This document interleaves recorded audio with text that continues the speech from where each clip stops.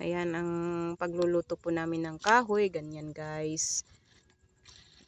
Sa mga nakaranas po dyan ng ganitong klaseng lutuan at ngayon asinsado ng mga buhay po nila. Shoutout po everyone guys sa mga naka-experience ng ganitong buhay. Di ba? Kaya ganon. At least saan ka man tayo mapadpad, kahit wala man tayong mga gasol guys, ano tayo, Girl Scout tayo, Boy Scout.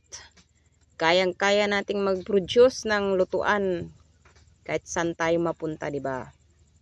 So ayan guys, ang bilis po niyang nag-apoy dahil po dry na dry po ang kahoy. Yan po, dry na dry po ang kahoy. Kaya mabilis po siyang nag-apoy.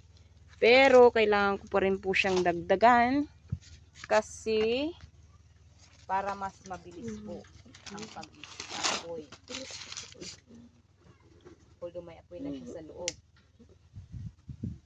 Para mabilis po siyang mag-pamba. Siga-siga ba ang apoy?